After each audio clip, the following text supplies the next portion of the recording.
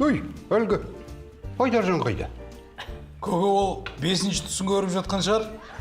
Қой бар, оятыңдар. Сабағанан қалады. Өздегі. Қайырлы таң, астарың дәмді болсын.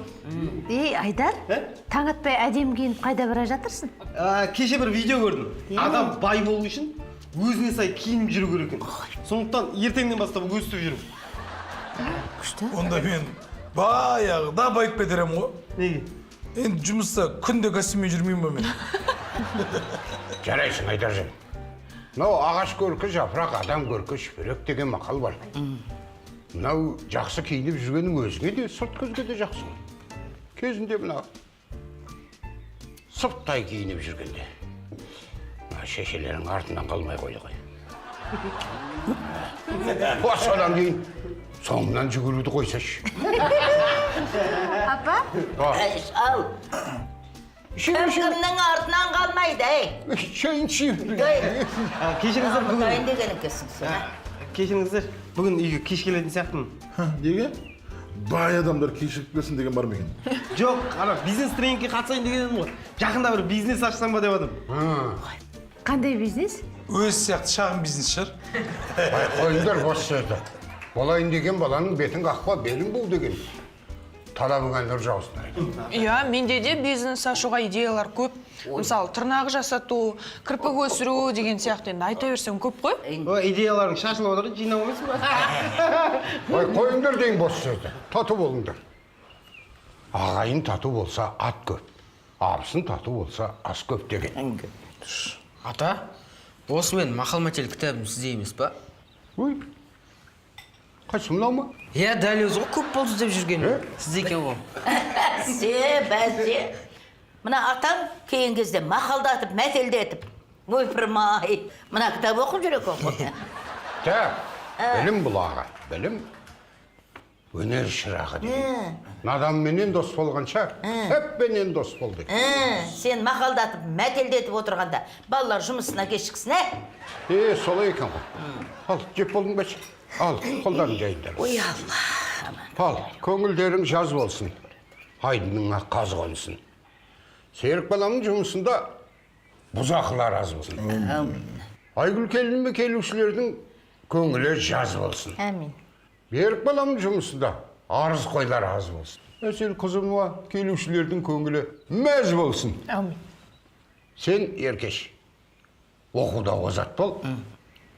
Ал сенің бизнесте жолың болсын. Әумин. Айттым ғой, мен айтпайдым. Ай, шал. Кім-кімнің артынан жүгірді дейсің сен, Қандай бизнес?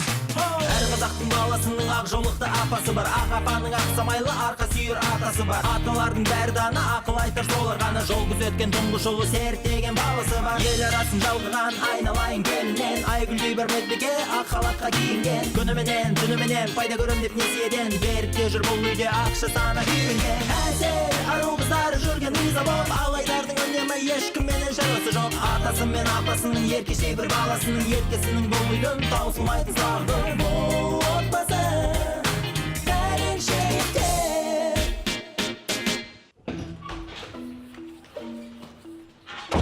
Сәлеметсіз бе? Саламатсың ба, кел. Отыра ғой, қал жағдайың қалай? Ал, қандай шағымың бар? Дәрігер, мен әскерге медициналық тексерістен өтіп жүрем. Мен көзім көрмейді. Негодин деп жазып беріңізші. Оны тексеру керек. Қане көрейікші.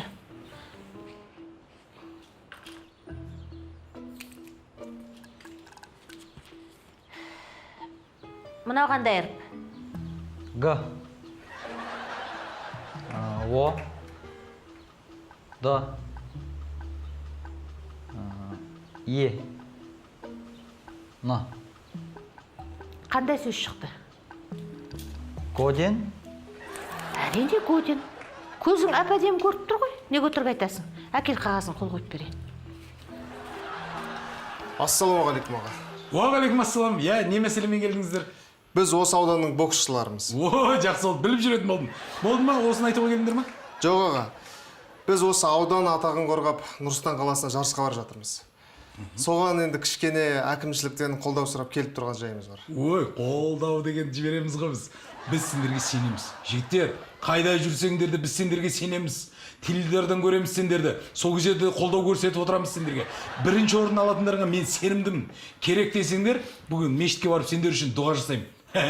Болмаса, әкімге кіргізейін. Ол да біреу қолдауын беріп жүресін сендерге. Қалай қарайсыңдар? Жоқ, рахмет. Сіздің де қолдауыңыз жетеді бізге. Жете ма? Жақсы, жолдарың болсын. Аға лейтенант Валентиновтер, құжаттарыңыз. I do not understand. Воу! Do you speak English? Құжаттарыңыз десің, Қайдыр? Менде телефонда аудармашы бар.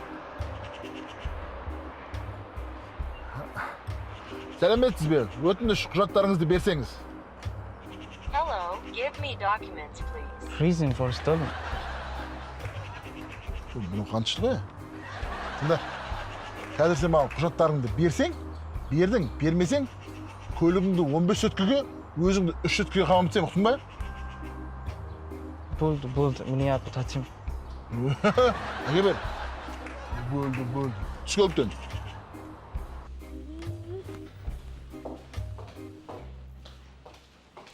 Сәлеметсіздер ме? Сәлеметсіз бе? Сіздер бетке қиярда маска жасайсыздар ма? Иә. Бағасы қанша? 2000 теңге. 2000, онда маған 1 килограмм қияр бересіз бе? Қалай сонда?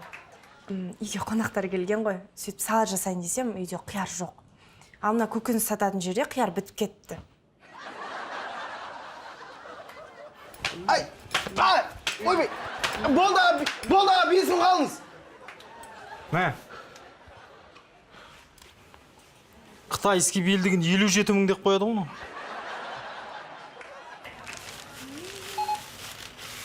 О, сәлеметсіз бе апа? Қалыңыз қалай? Ой, Назым амансың ба? Аман. Не істеп жүрсің? Үйлеріңізге барсам, ешкім жоқ, сіз мұнда жүр екенсіз ғой, азық түлік алып, иә? Иә, балалар жұмыста. Сол тұз дәмдеуіш алайын деп едім. Өзің не істеп жүрсің? Мен де сол тұз дәмдеуіш алуға келгем, үйде бітіп қапты, тамақ істейін деп жатқам ғой. Онда сен мынаның ақшасын төлей сал. Иә. Мен кейін қажет болса сендерден сұрай салам ғой. Иә. Мына қыз төлейді ақшасын. Иә.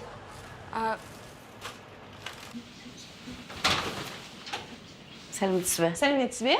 Сізге қандай көмек көрсете аламыз? Мен тойға кетіп бара жатыр едім. Соған бір ерекше қылып шаш үлгісін жасап бересіз бе? Әйтпесе ылғи бір тойға барсам, біреулердікімен бірдей болып кетеді. Әрине. Келіңіз, отырыңыз. Болды. Қыз! Не істеп тастадың? Мен саған шашым жөндеп бердім ғой. Апай, уайымдамаңыз. Мынадай макияжбен сіздің шашыңызға ешкім мән бермейді.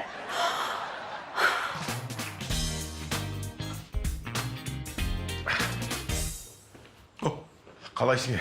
Жақсы болса өзіңіз қалайсыз.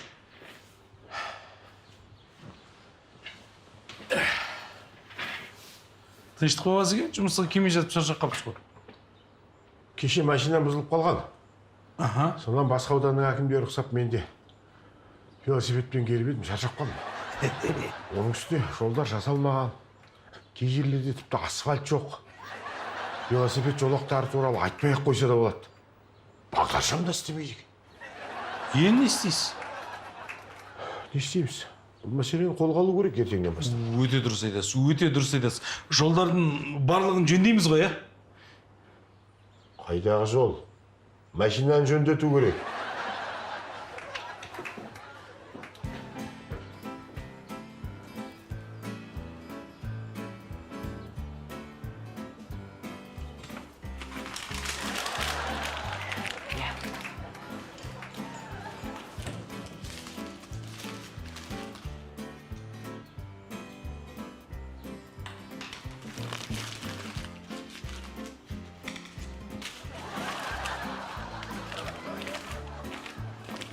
Еркеш, не қағаз лақтырып ойнап отырсыңдар? Әкеліш берін.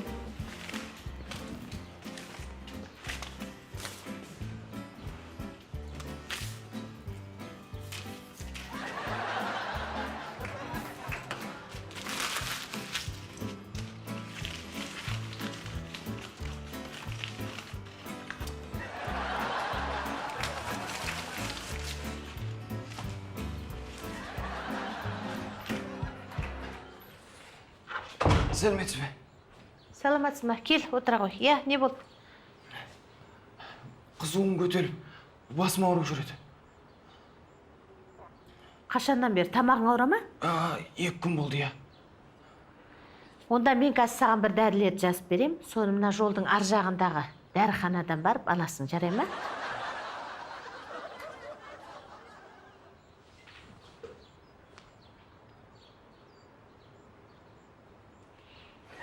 Не істеп жатсың? Жазуыңыз түсінсіз. Видеоға дәрінің атын айта саласыз ба? 2 флакон метафлекикин, 3 флакон гексафлекикин. Жаздың ба? Жазасаңыз түсінсіз бәрібір деп.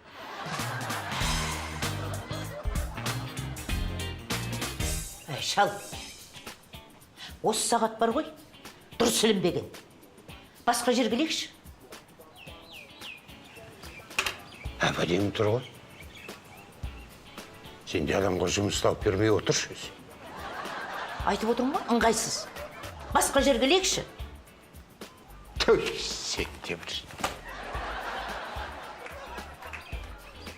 Қиналмайтын нәрсе, қиналып тұр. Ал. Абайла. Әпәдем тұрған сағатта. Бұлай қосқа бұлай. Ал. Мына жерге. Қалай? Жоқ, жараспай қалды. Бұлайшы. Жоқ. Үйлеспейді. Ал, мына жерге дейін. Қайда? Ал, қара. Мәне. Құрылып отырам бе мен сонда қара. Тіпті келмей. Басқа жерде.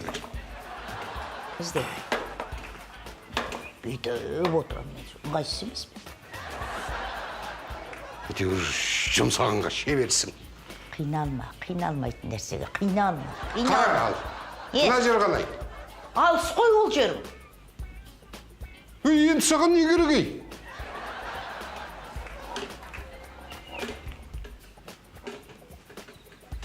Мені мына жер шал. Көр. Абайла.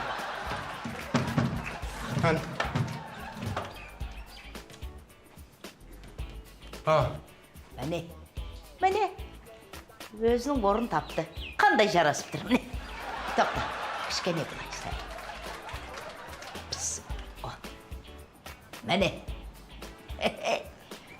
Молодец, шал.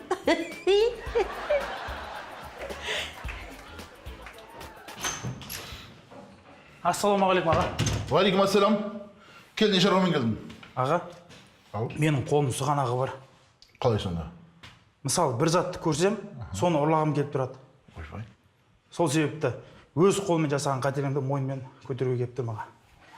Мына мен ұрлаған заттарды өз игілеріне қайтарып бересіз бе, өтініш? Қайтарып берем? Мына аға. Отыр. Сен мынау өз қателігін мойындауда негізі елікке жатады. Бірінші жолға мен сені кешірем, бірақ келесі олай қайталамын, жарай ма? Жарайды аға. Болып бара бер. Жақсы аға, рахмет. Өз игілеріне қайтарып бересіз ғой аға? Қайтарып берем. Жақсы аға. Қайтарып бергенде қайтарып берем. Қайтарып бергенде қайтарып бересің. Ей, телефон. Кезекші, мен кабинетімнен шыққан ұста. Ұста, мен телефонда әкеттен ау. Аға, ренжімейсізші. Айттым ғой, бір затты көрсем ұрлап кете берем деп, сосын сұғанағы бар деп, мынаға кешіріңізші. Кешіріңізші. Болып бара бер. Кете бер. Түріңе қараса бір сұғанақ жасауға екеуім келмейді адам сияқтысың ғой? Масқара ең мынау.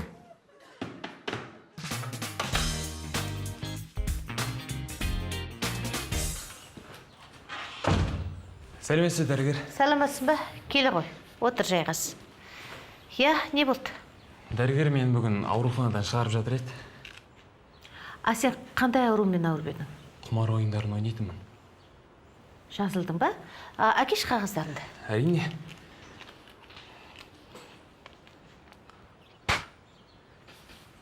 Мынау құжаттарымның көшірмесі. Мынау форма 083, ал мынау форма 063. Сен ешқандай да жазылмағансың. Кім айтты сен жазылды деп?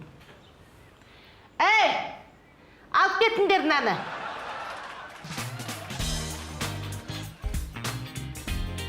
Маған өзіме ақ түстері әдемі ұнайды, мына футболкалардың бар емес пе?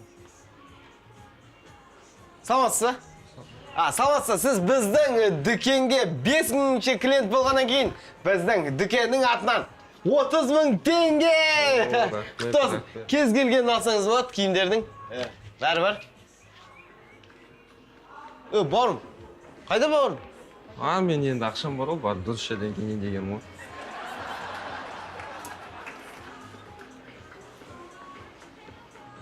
Тойдан келген сарқыт.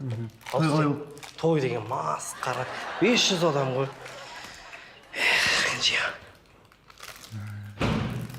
Саламатсыздар ма? Не сұмдық мынау? Сыртта тұрғаныма 2 сағат болды. Сіздер болса шай ішіп отырсыздар. Көріп тұрсыз ғой? Түскі ас ішіп отырғанымызды. Шыға тұрыңыз, босағанда шақырамыз өзіміз сізді. Түскі ас уақыты баяғыда өтіп кеткен. Мен сіздерді әкімге айтып, жұмыстан шығартамын. Айта беріңіз. Түскі асқа бізге не? Тойдан келген сарқыт ғой, да? Өздеріне не жаңа? Жүріңіз, қайсысы бұл? Көрсетіңіз, қайсысы? Міне, осы жұмысшыларыңыз жұмыс уақытында шай ішіп отыр. Сыртта тұрғанымызға 2 сағат болды. Не сұмдық бұл, Не сұмдық? Сіз мен сыртта күте тұрыңыз, мен бұлармен қазір сөйлесіп алайын. Күте тұрыңыз. Яттар жоқ, мүмкшең. Басеке, кешіріңізші. Түскі уақыт біткен білмей қалдық біз. Мен сендердің бұндай тірліктерін кешіре алмайым. Шайға шақырмайсыңдар ма? Басеке, не сұмдық бұл? Кеше тойдан келген сарқыт ғой. Сәлеметсіз бе? Сәлеметсіз бе? Мен кешкі макияж жасайын деп едім. Иә, мен мастермін. Сіз шынымен жасай аласыз ба? Әрине. Мендегі макияжды мен өзім жасағам. Кешіріңіз, мен басқа салонға баратын шығармын. Рахмет, сау болыңыз.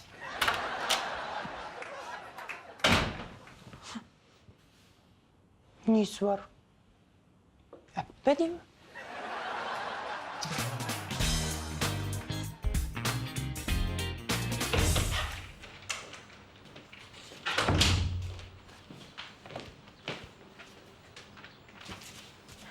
Сәлематсың ба? Не болды? Не мазалап жүр? Сәлеметсіз бе?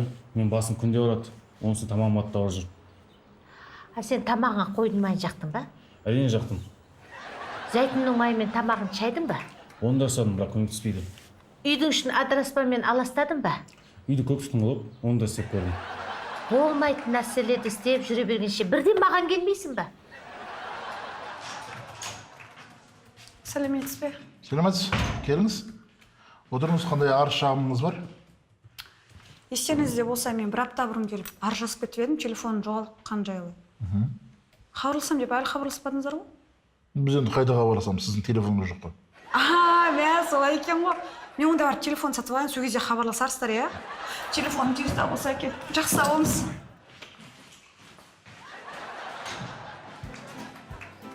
Еркеш, тақтаға шығып сабақ айта ғой. Апай, мен дайын емеспін, қайталасам бола ма? Болмайды, бағандан бері не істедің? Шық.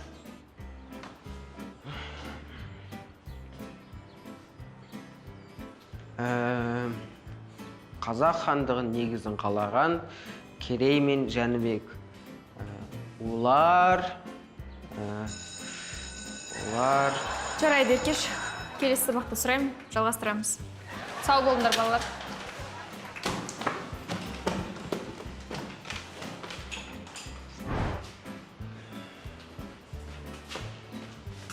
Рахмет аға сізге.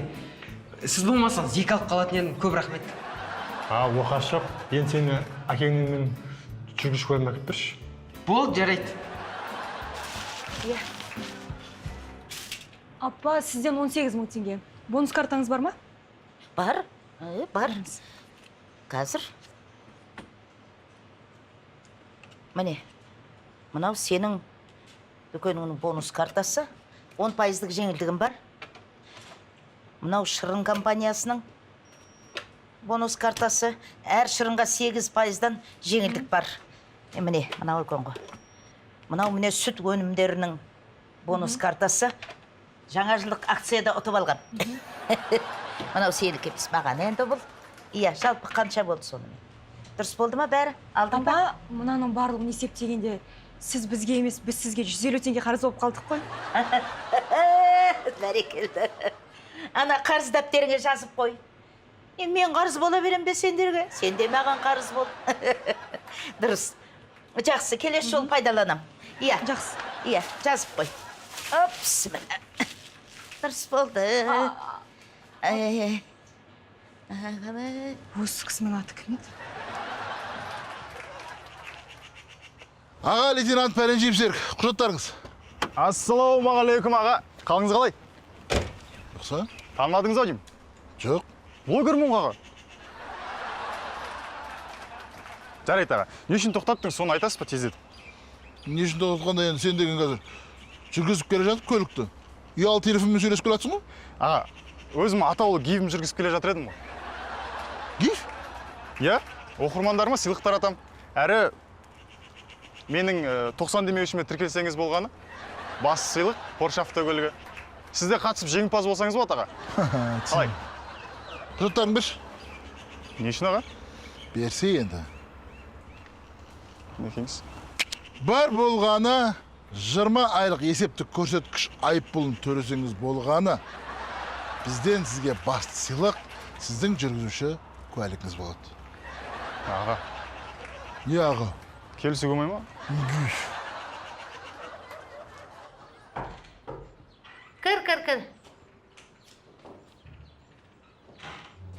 Сәлеметсіз бе, дәрігер?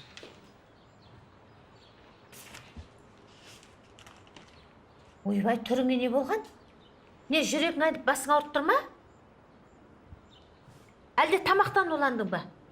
Жоқ, дәрігер тыңдаңызшы. Біреу ұрып соқты ма, айналайын айтсайшы? Сіздерде қан тапсырғанда ақша береді екенсіздер ғой.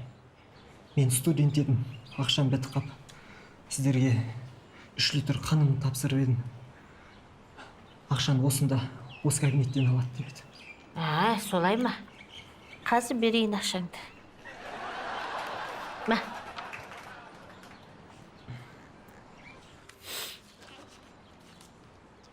Дәрігер, 1 литр қанымды қайтарып беріңізші. Үйге жетіп олайын деп едім.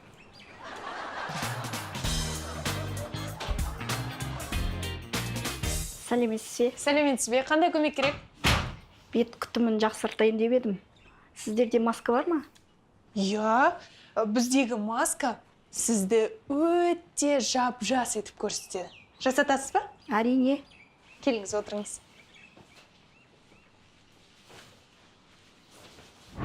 Масканы шеше берсек болады. Вау! Қандай керемет!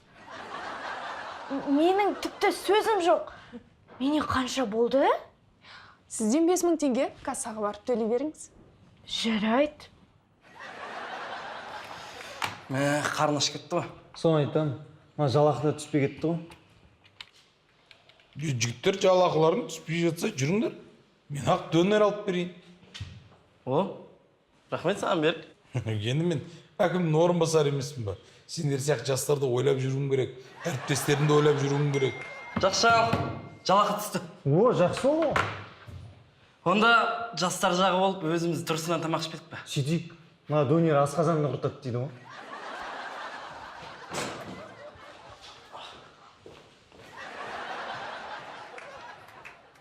Осыдан кейін көмектесіп көр жастарға.